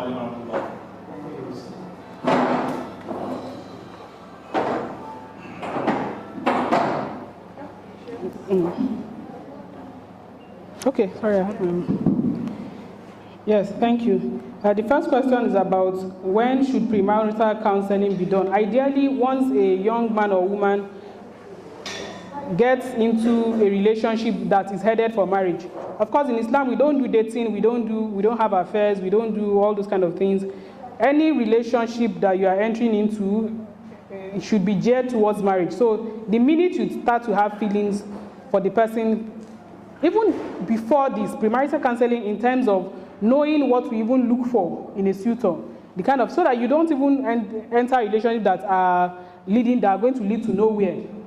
Ideally, from young girls, we already start counseling our young daughters, our female acquaintances, yes, right from time. But once they enter a relationship, and ideally both of them should attend premarital counseling, not just The gap that I talk about is where it is only girls that are being told, when you get married, this is how it is, this is how. But alhamdulillah, Muslim organizations are taking it up now, and even counseling young men too about your expectations before you get married. So premarital counseling, from when our youngsters are teenagers up until when they enter into relationships that are headed to marriage. All other kinds of relationships are not allowed in Islam. And then the khulli, you are asking why khulli is a woman's alternative when she wants a divorce and the husband will not freely grant it to her. It's like a negotiation. I want my freedom, I want to go. And so the Sharia expects that she should be willing to part with whatever was paid on her head. I'm quoting now from the lecture I told you by the Imam, who is also a Qadi. He said, because you are negotiating your freedom is a different thing from talaq. Talaq, it is the man that just wants you to leave. But the reasons are peculiar to you, and they are not due to anything that the man has done. It can simply be that I don't love him anymore and I don't want to sin against Allah by disrespecting him or by acting in ways as if I'm not his wife, things like that. So it's your own negotiation. I want my freedom. I really want to be opt out of this marriage. That is why it is expected that she will have to part with some things. And in some cases, she may even have to forfeit custody if the children are big. And this custody is something that I really wanted to talk about. Thank God that the brother later raised it. That why should custody always be given to the mother? It doesn't go with the nature of a man to be able to care for little children. There are three categories of the way custody is done. There are children that are regarded as infants and toddlers. There are children that are regarded as having the age of distinction, and then there are children that are adults. For the adult child, there is no issue of the court ruling on custody there because he can decide for himself. The age is not even 18 in Islam. The age of maturity in Islam is much less. So if he has attained puberty according to Islam, there is no right of custody on either parent. The child decide on their own where to go, except in case of overriding public interest. Most times for adult children, they decide where they want to go. For the children that are at the age of tamayiz, the age of distinction, they said, the popular mazhab said is 7 years old for boys. That it depends on the child. There are some children that at that age, they are already very wise. They can make decisions for them. So the court will call the child, and then you assess the child, his level of intellect. You will know who is better able to take care of that kind of child. He will have to select between the father and the mother.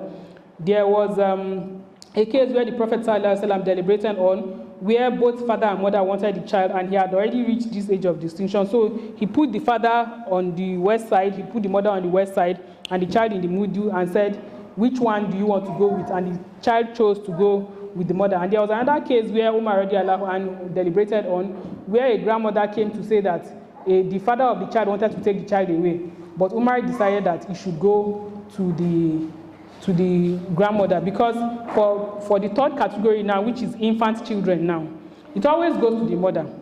It is not in the nature of men to be able to care for such category of children. They said even if the woman is disqualified based on the reasons of public interest, maybe she's not feeling fine or she's insane, the custody will still not go to the father. It will not go to the father.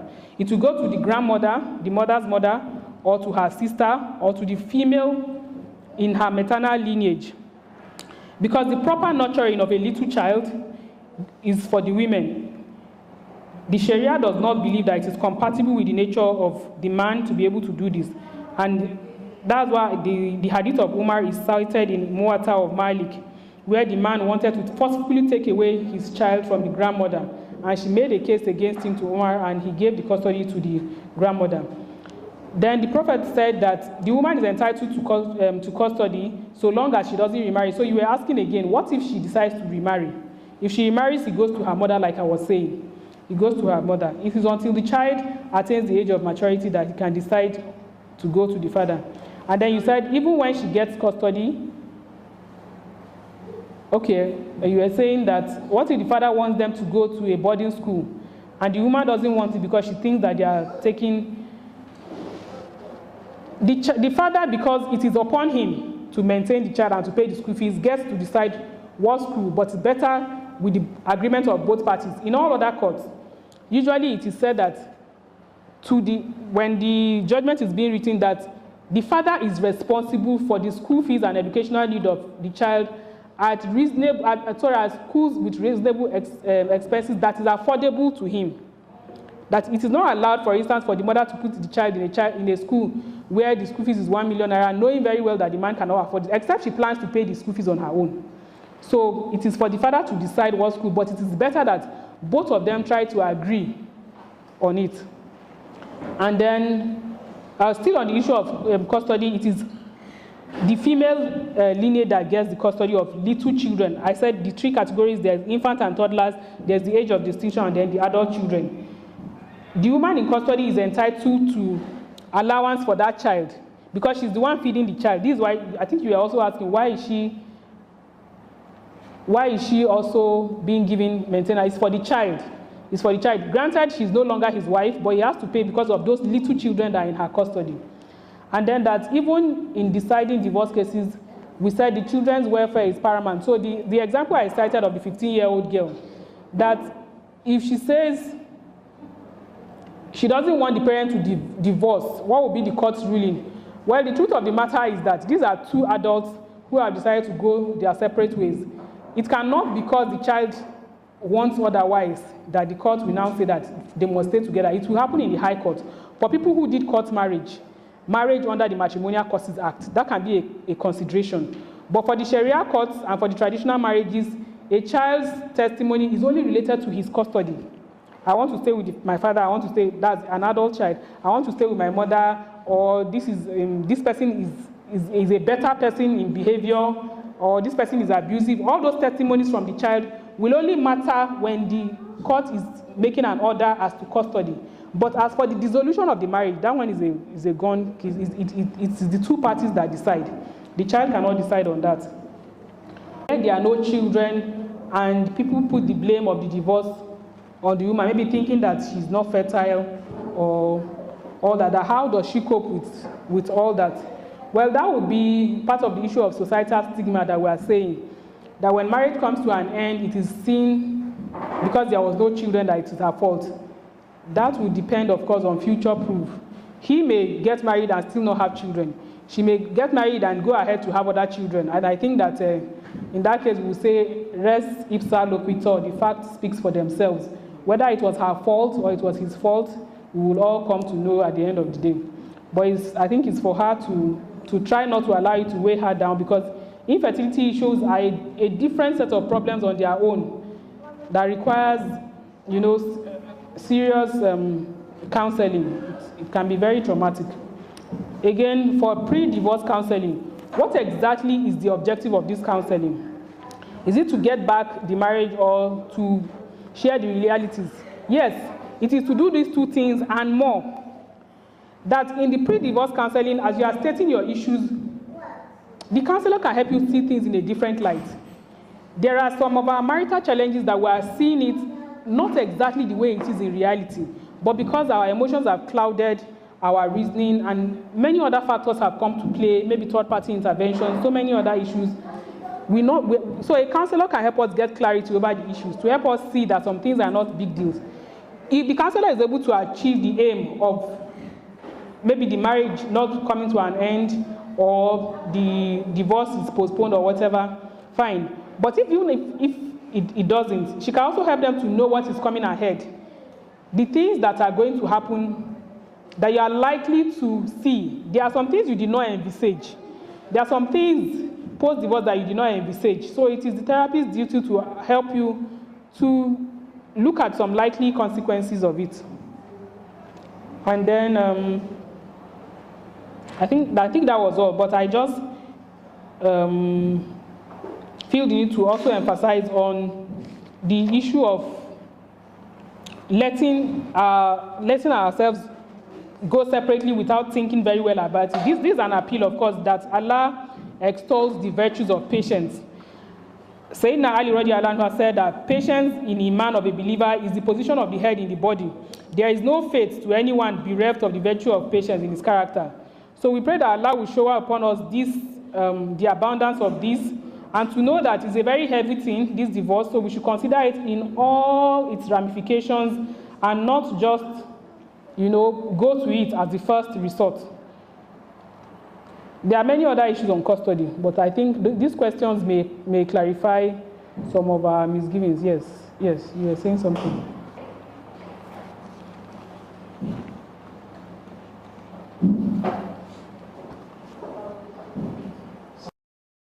Wa alaikum assalam.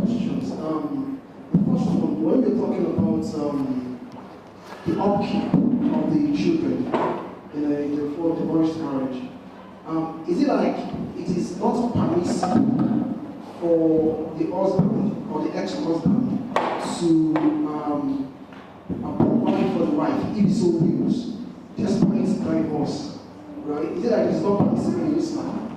You get my question? I get it. Okay, that's number one. Okay. Number two, so if there are back and forth as to where the custody of the child should be, especially those maybe around the sex you call distinction, right? Is it permissible to introduce a third person that the couple can mutually agree that this person stays with? I think I have from the question asked, I also have a question. While you were delivering the lecture, you mentioned a situation where, the majority of the men will tell you, you are no more together, you are no more with me, you have taken the custody. Now, I can decide to either keep providing for them or just let go. Go ahead and fend for them after all you've taken the custody.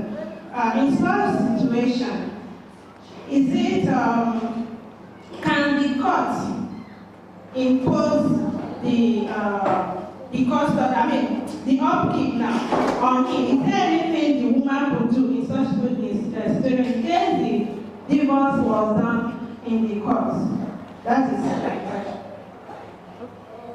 Yes, let me start from the last one. Even if the divorce was not done in court, as long as he remains their biological father, if there is no question as to the paternity, he's not denying the paternity of the child. Yeah, he's under the Sharia compelled to pay for them, and she can go to court to seek redress. If it was an order of the court in a court judgment that, when they write it, they say, number one, the marriage between Shafatu Ibrahim and Bello Hamza is hereby dissolved forthwith. 2, custody of the children goes to the mother. 3, the father is to pay, blah, blah, blah. If that number 3 he's not paying, sometimes a specific amount is stated. Sometimes it is left open for him to provide food. If he's not doing it, she goes back. And then there's an enforcement unit in the Sharia court. The enforcement unit will now compel him to pay this money either to the court where she comes to collect it or to find a way, but he has to, especially if it was an order of the court. But she can even go to the court back if it's just that it's very difficult in our setting. There are some countries where these things, you are not allowed to joke with it. But in our African setting, sometimes it's very difficult. You see the women pursuing this matter for 1 year, 2 years, 3 years, and the man is just dodging and just going all over the places. Before it was easy. You could simply, they could attach from his office. They could attach somebody's salary directly to be paid to the woman.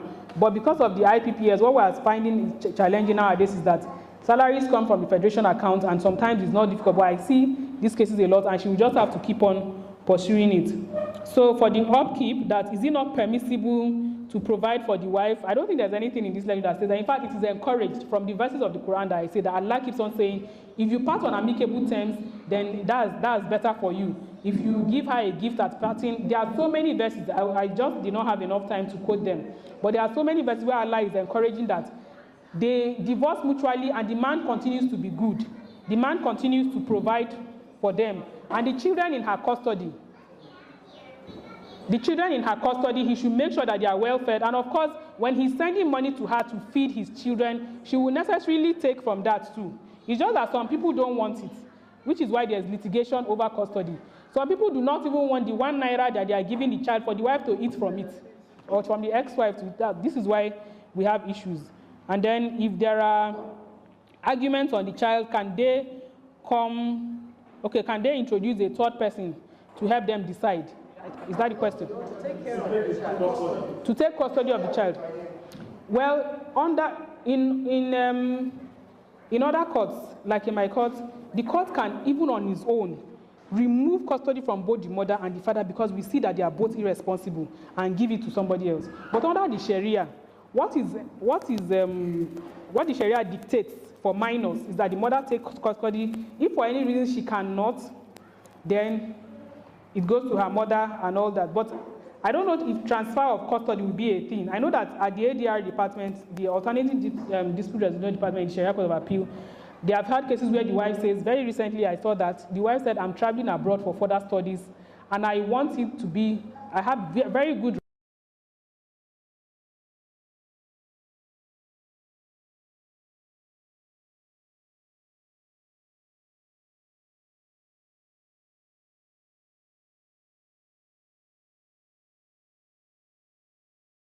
available, and I think they can mutually agree, but it's subject to more research, and I'll try to find out more.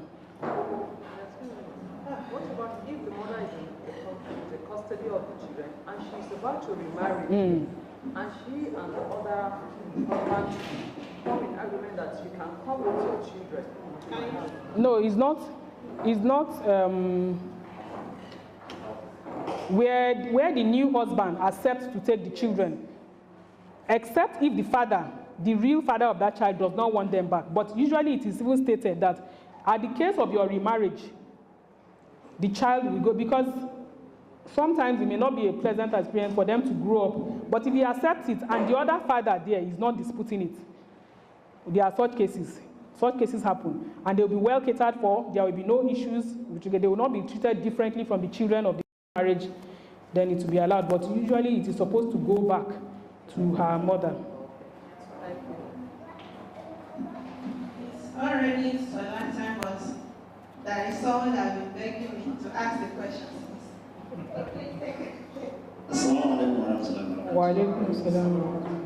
We normally thought that divorce occurs because there is a problem.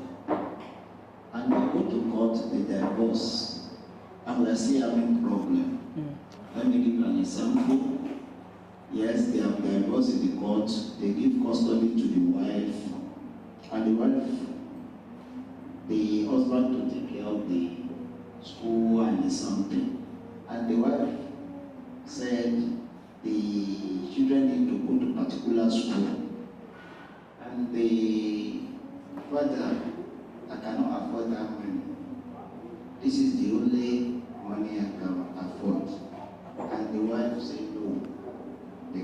They start fighting on that one. You know, we thought that after divorce there would be there's no problem. That's one. Second one, the same thing. They have divorced, but the wife, the husband is taking care of the upkeeping and the rest. But the husband come and say the wife is using his children against him. Therefore, he will stop giving them what he is supposed to give them. How do we handle these issues?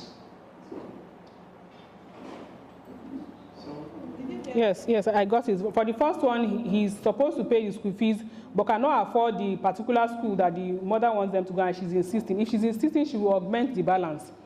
If what he can afford is to this particular school, but she wants this particular school, but the school fees is like 3 times higher than that one, she will have to pay the remaining part of it. Because the man having that duty is supposed to have a say in what kind of school that the children are going to. So it will be upon her. He's not compelled to pay for that particular one that he wants, except where he agrees. There are some men that agree, they want the same standard as their ex-wife wants for the children. And so it's always better to even have agreements before. This is why I keep mentioning the Alternative Dispute Resolution Center at the Sharia Court of Appeal. You may not need to say long stories, but they sit in a round table and they make agreements. Number one, the children are going to stay with her. I don't have a problem with that. Number two, this is the school they will go to. It solves a lot of problems. And that divorce happens and we are still having problems. That's what I was said right from the beginning. Staying in marriage is hard. Getting divorced is even harder. You divorce and then a whole set of challenges come up. So these are the things that we see. And then that the husband takes care of the upkeeping, but because she's using the children against him, If he stops and she takes the matter up, he will have to prove in what ways she's using the children. What I know is where she doesn't allow him to see the children. If she's breaching the order of access that has been granted to their father, then she's inevitably trying to make the court to reverse their orders, and she has to be careful about that. Women have to be very careful about that, or even men too. There are some women that will say they've not been able to see their children because he took them somewhere and they are not able to. So access can be something that you can go back to court to make orders for. If he's doing the upkeep, it's better he keeps doing it. If those children are going against him, if he can prove to the court, but I think that in most cases, he will be asked to continue until they come of age. If they come of age and they think that they are too big, either to respect their father, he can hands off them because they have reached the age where they can cater to themselves. But on a general note, he's supposed to continue to pay for their upkeep. And to remember, Islam always enjoins that we take the best course of action.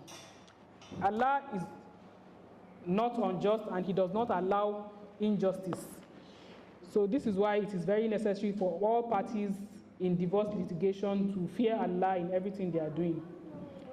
Any mistakes from my lecture is from my own incapacities, and Allah takes credit for any benefit I may have given.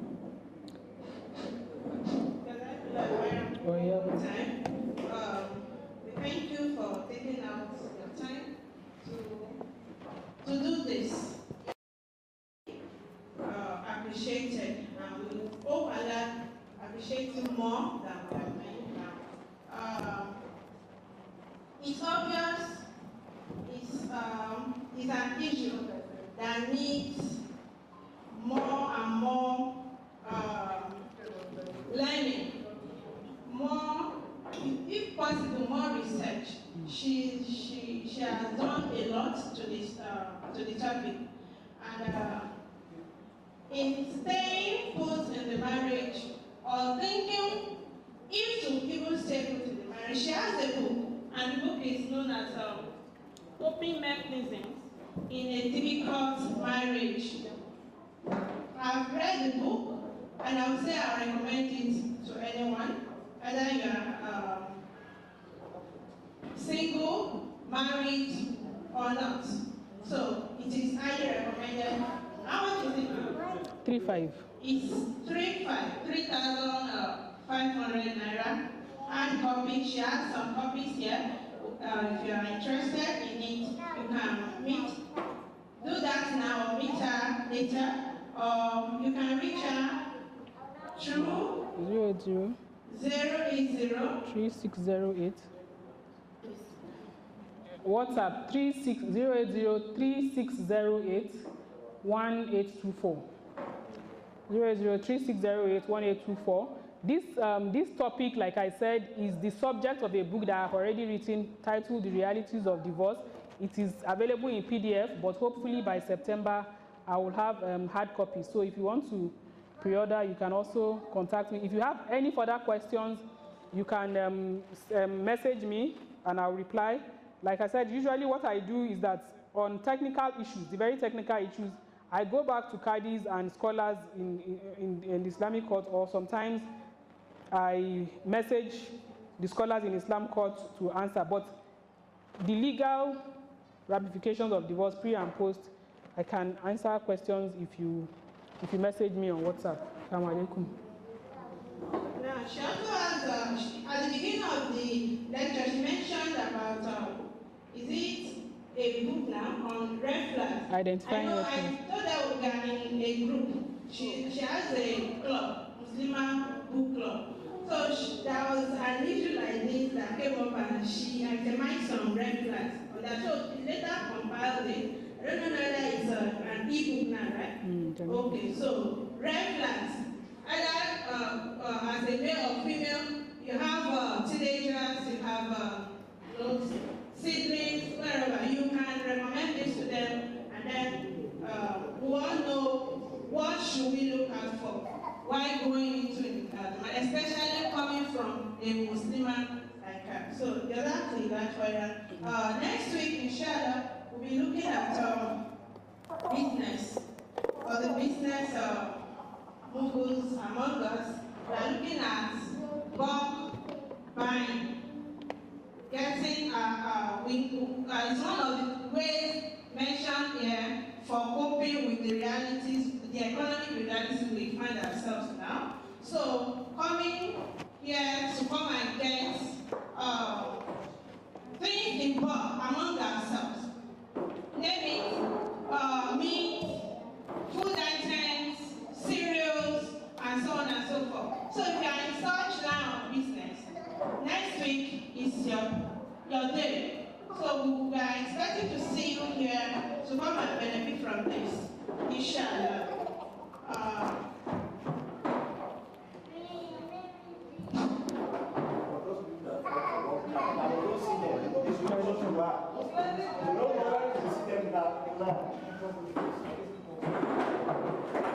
We don't know where we see them.